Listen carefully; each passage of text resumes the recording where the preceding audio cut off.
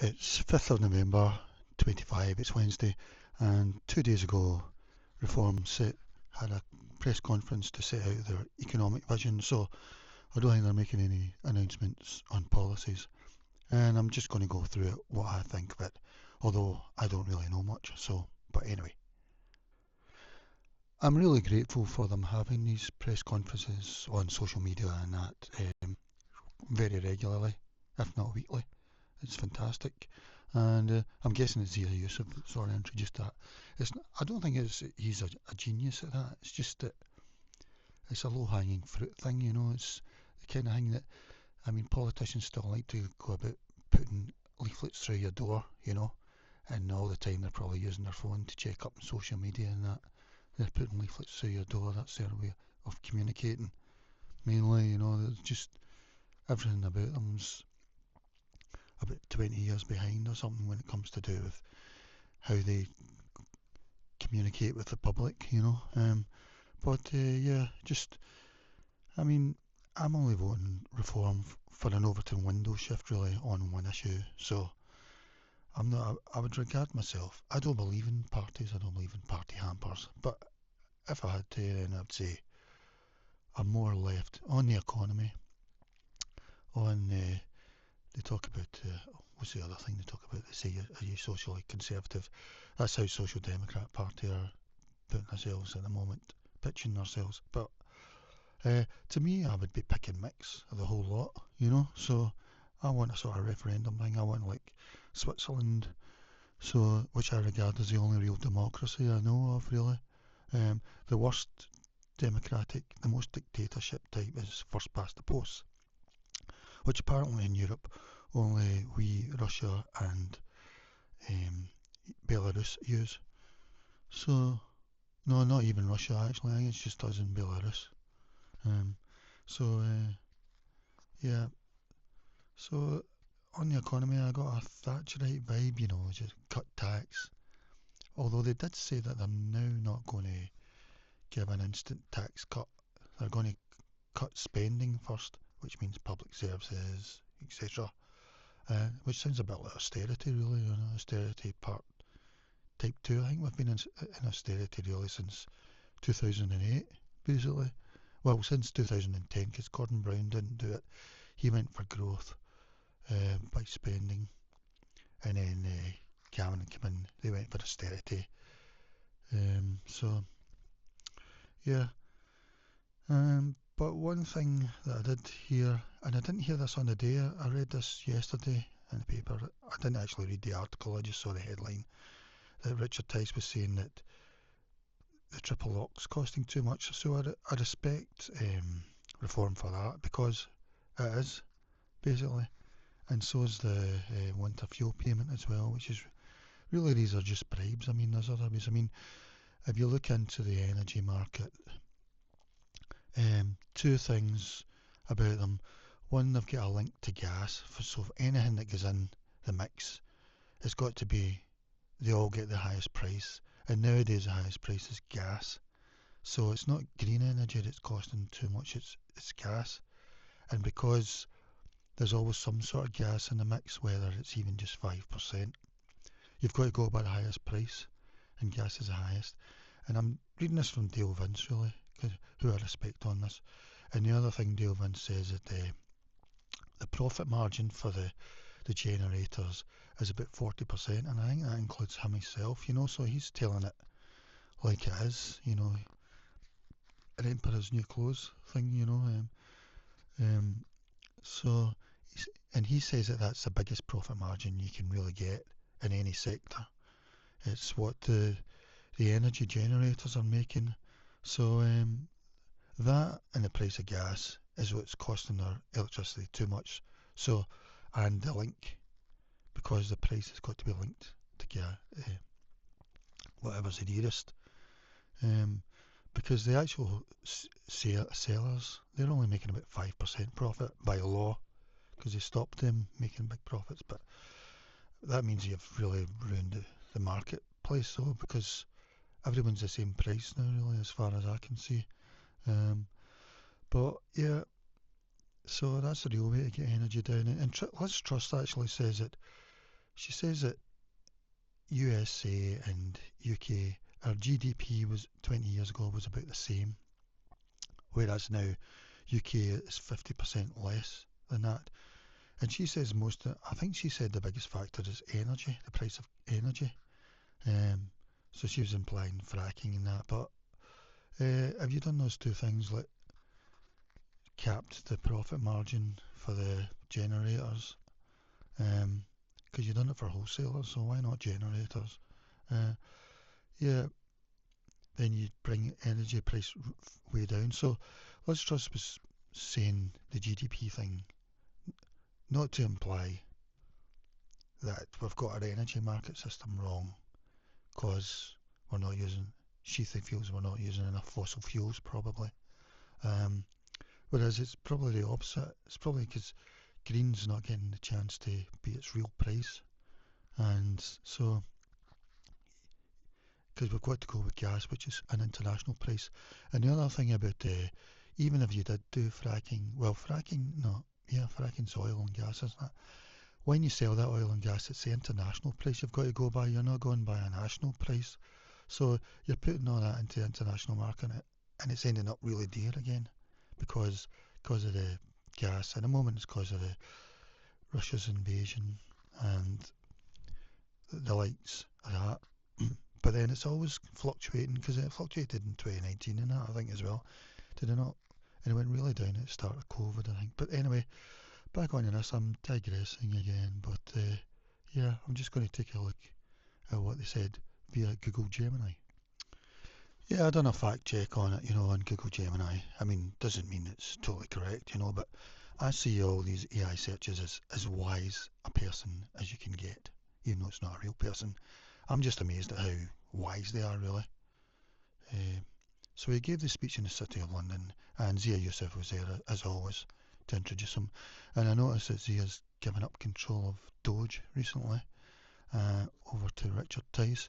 And from that, what I take of that, of course I don't know, but either Richard Tice is seen as the best at it, which wouldn't surprise me, because Richard Tice, I mean, there's even something that Zach Polanski agrees with him on. There's some sort of, when for this quantitative easing or something, where the commercial banks borrow money or give money to the government, lend money, they've got a special interest rate, which Richard Tice says shouldn't happen, and Zach Polanski totally agrees with him. And we're talking billions here. We're talking maybe, I don't know, 8 billion a year or something.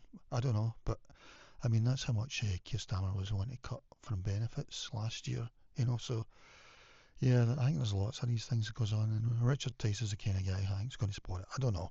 That's just, he's always seemed pretty intelligent in some things to me, and Zach Polanski even agrees with him on it, but then see us come in, now he's given over Doge, it was probably his baby really, I don't know. I mean, even Elon Musk Doge get kicked out of Trump's thing, but I think it's been closed down totally now. But Elon didn't last long. First his friend get kicked out even before the inauguration, then Elon get kicked out, I mean, I find Elon very useful, but I don't think it's someone I'd want to do business with or something, or even co-work with. Anyway, yeah, although he is very useful, and what he's done for X, freed it up for freedom of speech. That might slowly be clamping down again, I don't know, but for the moment, still pretty good. Yeah, just looking.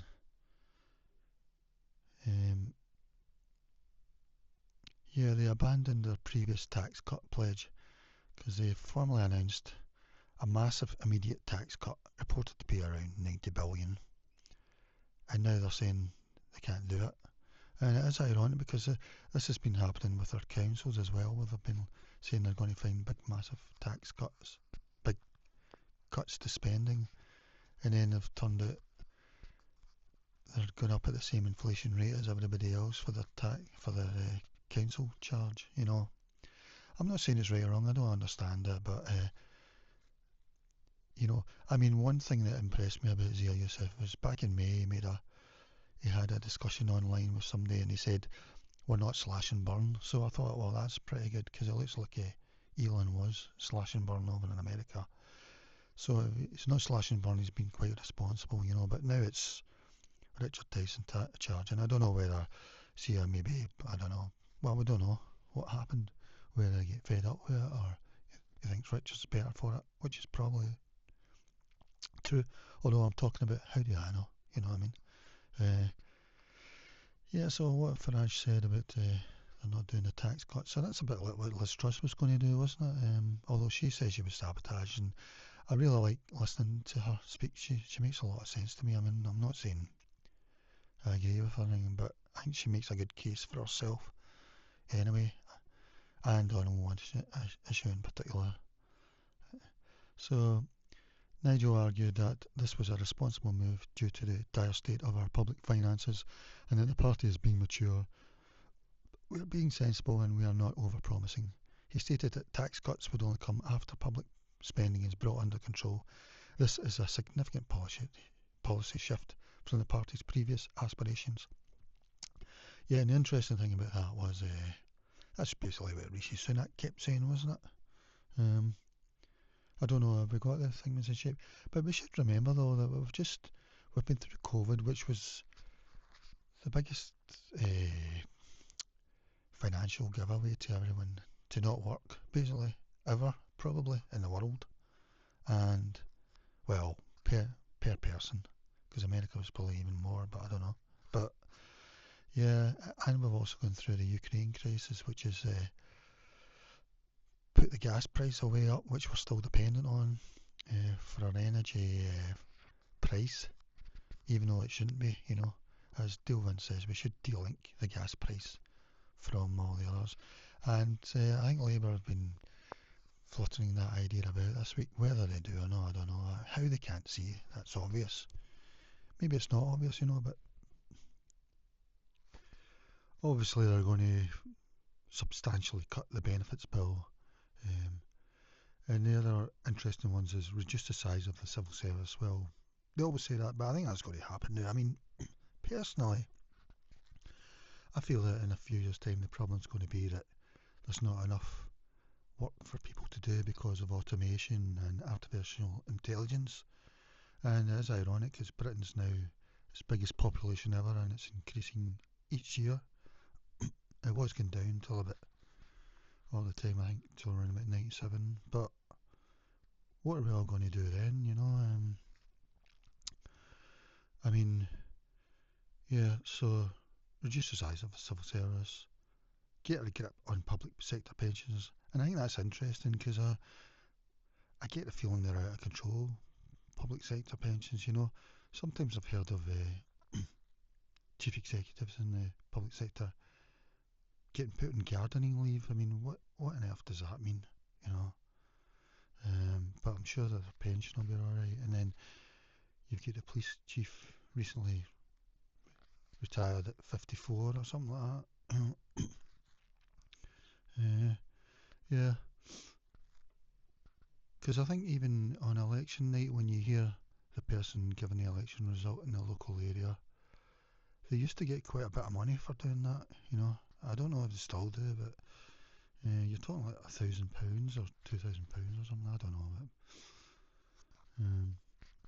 maybe I'm just making stuff up. No, I'm not, because I remember reading about it, but I can't remember how much they got. Context check. He clarified that he would get rid of the two-child benefit cap. Yeah, that's that thing. It was brought in, to stop big families getting a lot of benefits. But he's going to get rid of that. But only to help low-paid working couples. So it's only working couples, right? I see, okay. Although you can get around that. I mean, if one of them's doing part-time or something, or both of them doing part-time, or if it's just one lady on her own, or whatever, I don't know. So, yeah. The pension triple lock. Farage refused to commit to keeping the pensions triple lock, citing the uncertain state of the economy by the time of the likely next general election, which he projected to be in 2027. Well, I think that's interesting. It's really brave of him because apparently Richard Tice said something about it yesterday, that they are thinking of getting rid of it, because I think it's a no-brainer, really. It's just costing far too much. I mean, pensioners used to be really poor, but now it seems like the other way around to me now, you know. Because remember, if they're poor and if they got a council house, they were getting housing benefit as well, and, you know, probably council tax help. Then you get pension credits as well. I mean, I don't know what it is about. It's about £200 a week now or something. I don't know. The basic. I'll look it up in a minute. I'll look it up now. Well, it seems as if there's two at the moment. There's one for after 2016, and for that the weekly amount is £230 a week, which I think's, yeah, more than enough, really. I mean, no offence meant, you know, but it would be interesting to see if any of them admit you get too much or whatever, you know. Full state, but for those before 2016, it's £176.45. I mean, I would feel that's still enough to live on, especially if you're getting your house paid for and that, you know. And if they're still paying a mortgage or something, which I hope not, you know, that would be difficult, but I would guess most aren't somehow. And don't forget, a lot of these were Thatcherites' council house jamboree gift, you know. They got their council houses at maybe 20% of the actual worth of it, whereas you can't do that with a private sector landlord, you know. You can't. I think Tories were trying to do it with social housing as well, but they would never do it with private landlords, would they? You know, we the Tories are going to, although Tories are irrelevant now, we Reform are going to let you buy your private landlord's flat for 20% of the asking price, you know, of the worth of it, you know. But other than that, and it was, you could say it was a sort of one-off Ponzi scheme that sort of is now given up. Now the grandchildren can't get housing at all, you know. Not that I'm totally in favour of council or totally in favour of people owning a house. Everybody wants to own a house, or most people do. But I think you definitely want council housing or social housing. You want a big market in that. You really don't want to be under a private landlord, really. And now we've got the, you know, older Brits who own maybe 3 or 4 houses, and they're the private landlords for them rather than the person being in a council house. Anyway, they're going to look at things like that, like the pension, you know, which I think's, well, too high. The way it's grown each year because of this triple lock, you know. I mean, the triple lock is actually, it's whichever is the highest between the inflation rate. I can't remember the other ones. That was Gordon Brown who brought that in 20 years ago or something. I think it was basically a bribe, you know. Not in truth a bribe. You could call anything a bribe, really. The politicians do, but it was going to make pensioners make up a big chunk of voters, I would imagine. And if you please them, then you're going to get a good vote, you know. But if the country actually can't afford it, it's not really that good idea. Okay. Let's see what else. Pensions triple lock, that's what it was, yeah. So this refusal is a break from previous political convention and is likely to draw significant attention, as other parties often promise to protect the lock. Yeah, that is interesting, because none of the others feel they can do it, so it's great that Reform feel they can say it, but it looks to me that they might have to go back in it, because it might stall their support, basically. And that is the problem. You can't do something sensible because you're losing too many votes, you know. Brexit opportunities. He claimed that the opportunity of Brexit had been squandered and regulations are now worse than before 2016. Well, on one thing, it's definitely worse, you know. As Tony Blair even said that, he said, when we were in the EU, most people that came over were Europeans, and they were single, and they maybe only stayed for a while, whereas now it's non-European and they're coming over to be British and they're bringing a family. He said, I think it was Tony Blair that actually said that. Yeah, you need to look at for that. So, I mean, it is ironic, but that was Boris Johnson, really, who done all that.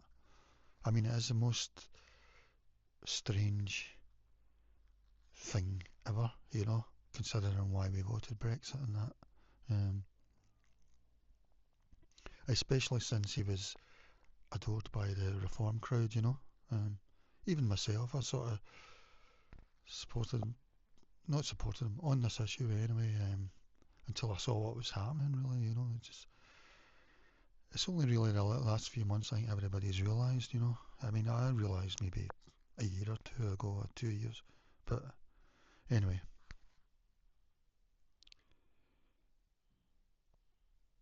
So he's just talking about the Tories there, really. Um, and here's a fact check on things he said over the last few weeks. Uh, well, I'll just skip that one, really.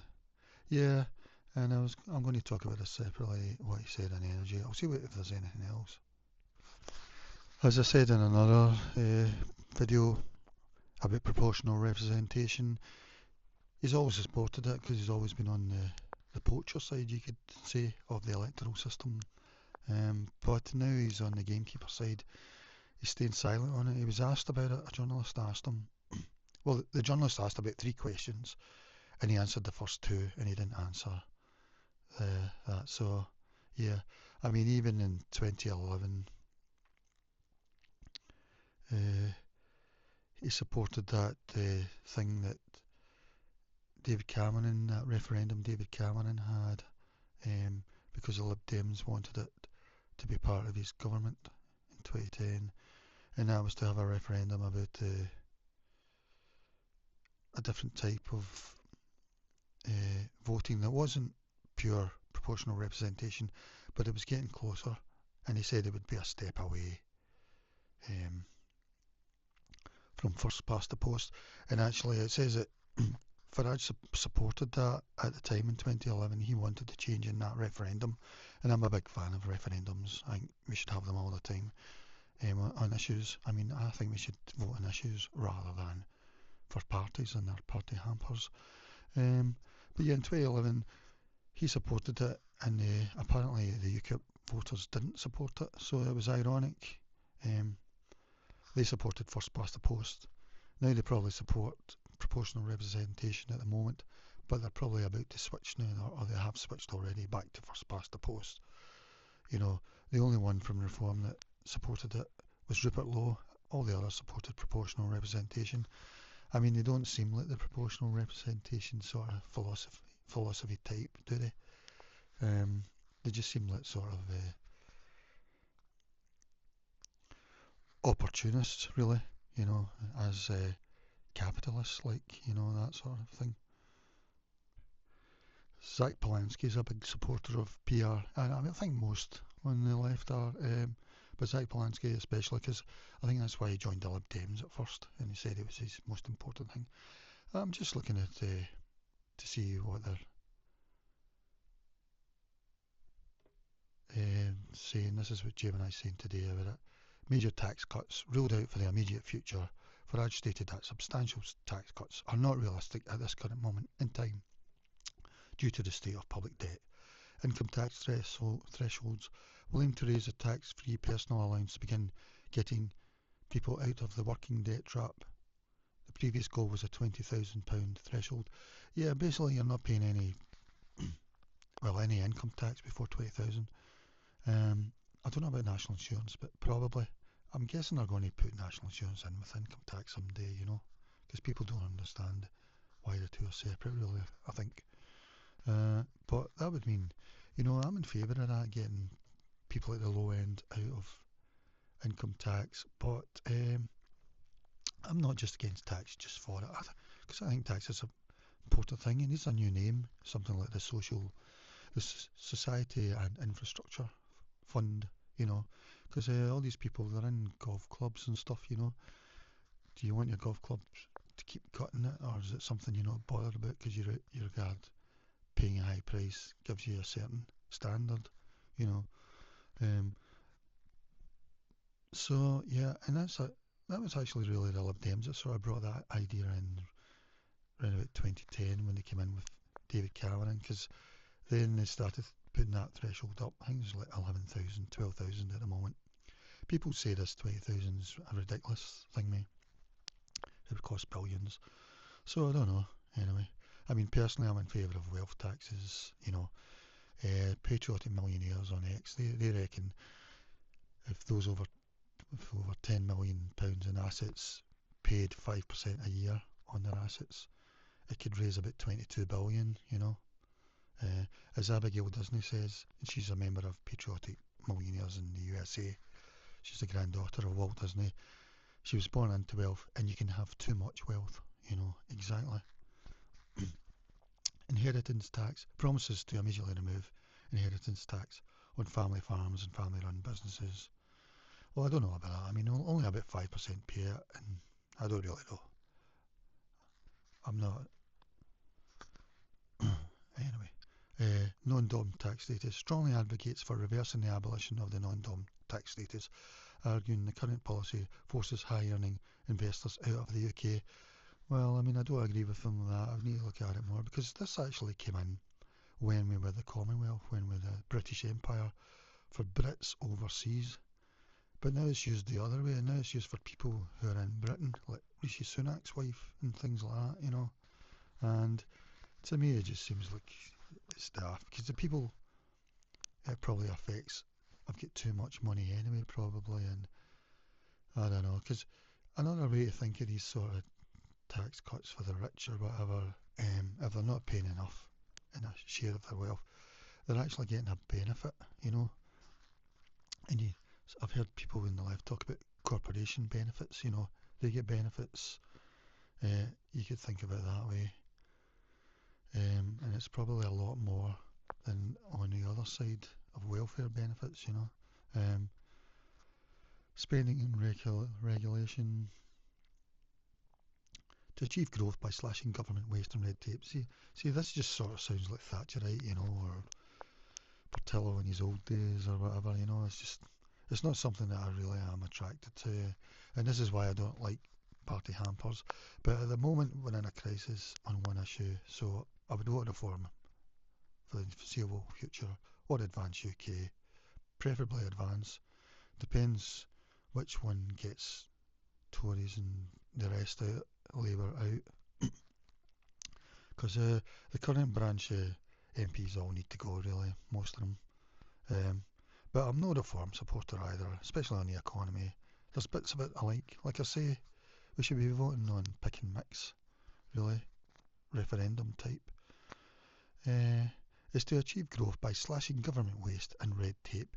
But then, government waste, of course, you should get rid of government waste. Red tape, well, I don't know. I think a lot of people leave countries around the world because something like health and safety is not something that the country bothers about that much. I think health and safety is a sign of a good society. It's the kind of society that people want to move to. Whereas I mean, I have seen pictures of overseas where they don't even bother following the highway code. There's no traffic lights, they just don't even bother anything. Do we really want that? So bonfire of regulation. So it's easy to say these sort of things, but really you want to live in a civil society, really, a civilised society. The party pledges a massive deregulation effort, stating that it would be the most pro-business, pro-entrepreneurship government in modern times. I mean, that's what the Tories say all the time as well, though. So this specifically includes taking advantage of Brexit to remove bureaucracy, etc., blah, blah. Welfare spending cuts, yeah, of course, they're going to go for that, yeah.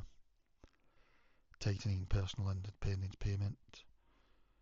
Oh yeah, they made a big thing about banning those with less serious psychological conditions, like anxiety. But my question to this would be, is there something wrong with the people, If there is something wrong with them, is our health system good at finding these things out? And I don't think it is, It's very, very plaster, first aid thing, band-aid stuff, really. And that's including psychologists and psychiatry. really. I think we'll probably look back at this time and think these psychologists and psychiatrists, it was just really basic, you know, it wasn't really much help at all. Um, so, yeah, they're limiting the two-child benefit cap to only working, so it's only working British national couples, or you've got to be a couple as well, okay. Um, Civil service reduction, I mean, I would imagine this is always happening, you know, so plans to cut the size of the civil service to pre-Brexit levels. Yeah, because the thing, I think Zia Yusuf made his money in that Velocity Black thing, and I think the only standout thing it's really known for is it had a sort of AI customer service thing, which I think Capital One, who bought it, have put in for all their high wealth customers, not just the Velocity Black. I think I don't know what I'm talking about really, but I mean AI is going to really cut. I don't know. One thing that I find really ironic about reform is that they're meant to be the ones of entrepreneurs, and yet they're against entrepreneurs and productivity, yet they're against work from home on principle. I mean, what if work from home actually is more productive? I mean, the person's not having to travel as much, etc., especially around about London, you know, when you've got big commutes. I think that would be fantastic. It's more productive. So, I mean, working from home could be win-win, whereas they seem to see it from the same way as Jacob Rees-Mogg, just on principle, you know, just a thing they imagine. I mean, one thing that's going to happen is all these big City of London towers are probably just going to vanish because all their workers are going to be from home, probably, I would imagine. Uh, and it vows to scrap all net zero subsidies. See, this annoys me as well, and accelerate North Sea and nuclear energy development. Really, there's a good argument against that. I mean, I think the argument for green has not been put.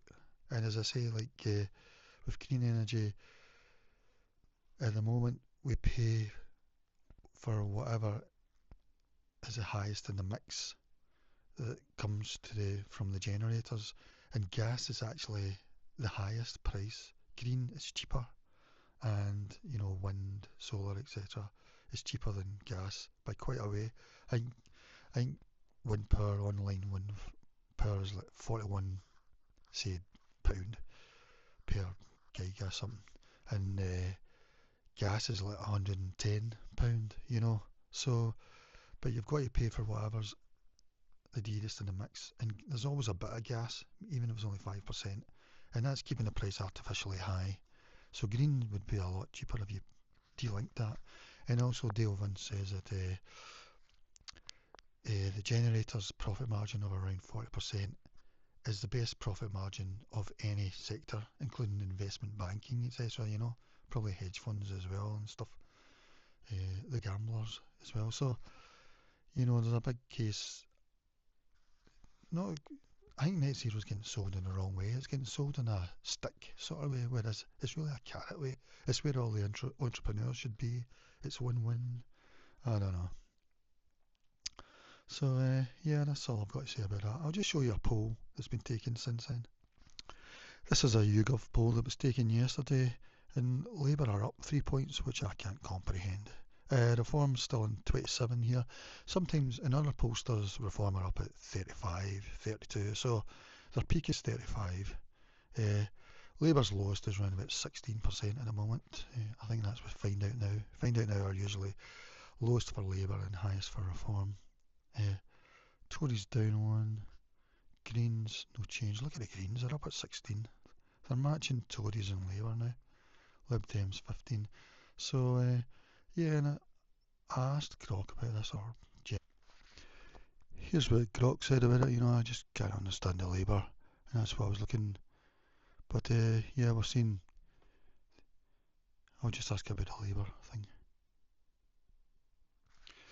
I mean, it might actually be a blip, you know, but it was taken on the day of Nigel made his economy thing, because I feel that Reform are stalling at the moment. Not stalling, but I mean, what were they at the beginning of the year? They were like 15% or something. Now they're around about 35% peak. They've just been growing all year. It feels like they've sort of stalled a bit now and maybe even gone back even slightly, just slightly, in general. But I don't know if that's true or not actually. Um,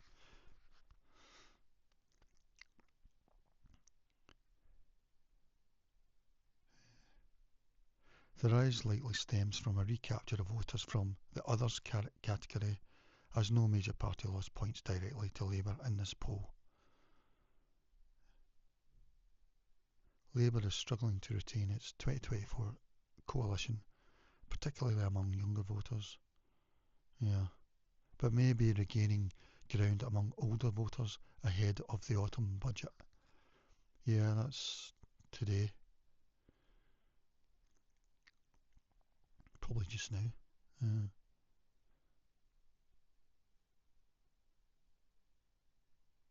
So contextual factors.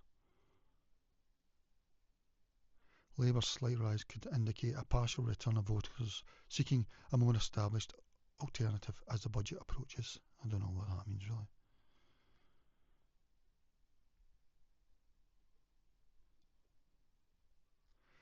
Zia Yusuf, let's see.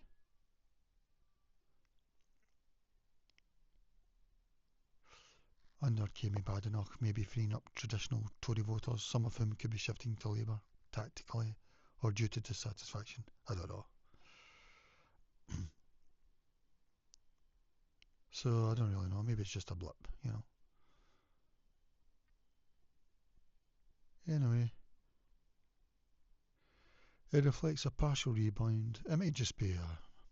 I mean, there was a poll today where they were down 3 to 17% and someone else's.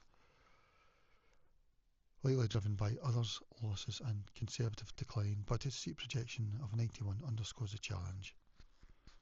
Yeah. Yeah, well, that's it then. I'll leave it at that. Bye bye.